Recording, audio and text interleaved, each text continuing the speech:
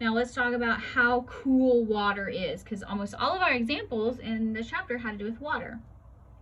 So water is kind of strange because it's actually a liquid at room temperature, so we drink it. Most things tend to be solid or gas at room temperature. Just kind of look on your periodic table. Water is an excellent solvent, which we'll talk about in the next chapter very soon. So it dissolves ionic compounds and also polar compounds, polar molecules. And water also has a very high specific heat. 4.18 joules per gram degree Celsius is huge. So it's really hard to heat water. So there's a whole lot of intermolecular forces that go around. And then something else that's interesting about water is, as you know, water expands when it freezes.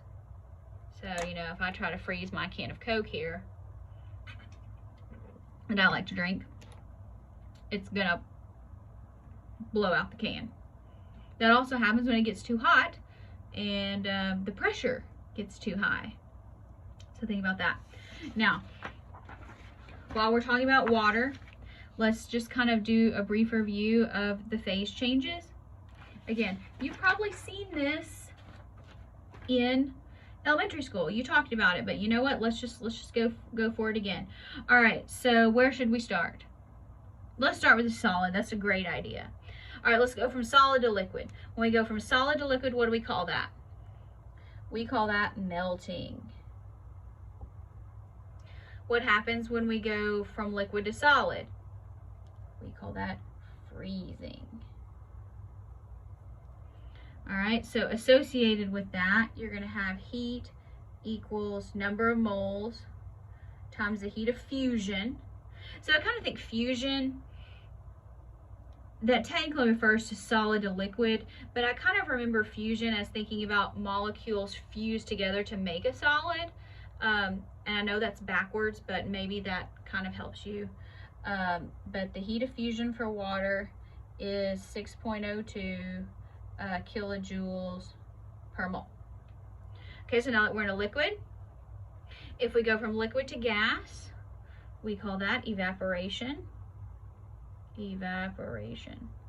Or you can call it vaporization. That is also acceptable.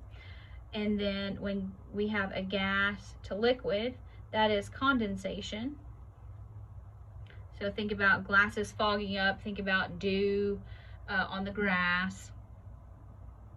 So when that's happening, heat equals number of moles times heat of vaporization. And the heat of vaporization is positive 40.7 kilojoules per mole. And so now we're at a gas. Now when the gas goes, and so we got solid and gas. We've already talked when a solid goes directly to a gas, we call that sublimation. And then to go back and forth from gas to a solid, we call that deposition.